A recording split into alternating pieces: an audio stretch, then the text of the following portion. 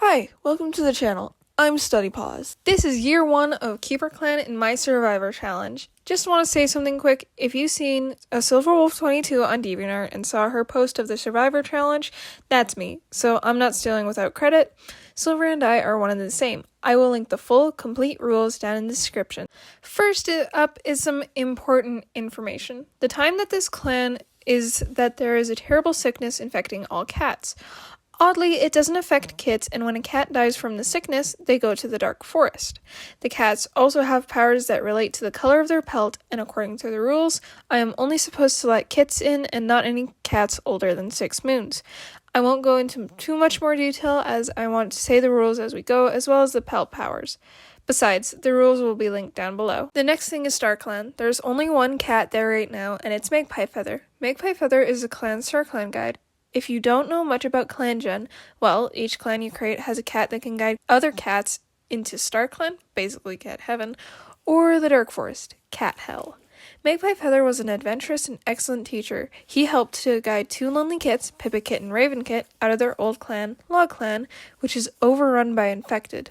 Since Magpiefeather basically protected the 2 kits, they were granted immunity by StarClan. Magpiefeather hasn't involved himself in the 2 kits' business anymore since he created the clan. He mostly helps the medicine cat know who's infected and who's not. Now the living cats. First up is Ravenpaw, the medicine cat. She's compassionate, a lover of stories, and confident with words. As a young kit, she was sweet and loved stories. I imagine that if she was a 2-leg or a human, she would be a bookworm. When Ravenpaw was just a kit, she had felt a sense of dread. She didn't know why, but it was because of how much the infection KeeperClan would have to face in the coming moons. One moon, she had to hunt for herself and Pipitsky, as Pipitsky was too young to hunt herself. On moon 5, Ravenpaw had to declare an impromptu war against Log Clan, as that's one of the only ways she could think of to deal with the infected. But after 3 moons, she called it quits on the war. She has been spending a lot of positive time with Pipitsky, and once she explained the different constellations to Pipitsky.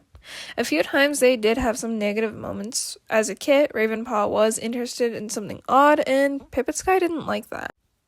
Lastly is Pipitsky herself. Despite being younger than Ravenpaw, she was still granted by Magpiefeather the ability to become a full warrior on Moon 12. As a kid, she was a daydreamer and constantly climbing. When she became an apprentice, she became more childish and still was constantly climbing. When she became a warrior, she stayed childish and she is now a great climber. Once she felt a sense of dread, but it was mostly about the prey situation. Something I found funny was that when Ravenpaw felt a sense of dread, Pipitsky was regretting not getting to sleep earlier. I just think it's funny that Pipitsky was just, ugh, I'm so tired. And Ravenpaw is just, oh my goodness, the sickness is gonna kill us all! A couple of times while she was hunting, she had to cut it early because she kept getting too close to the 2-leg nuns. She also wondered how good she was at swimming. Overall, Pipitsky wasn't too worried this year. I almost forgot to mention that Pipitsky got a broken leg on Moon 12. I just forgot about it while I was writing down the script, so whoops. That's that about these silly kitties. Hopefully they stay alive for more than just a year, as I really want to try and draw the infected designs.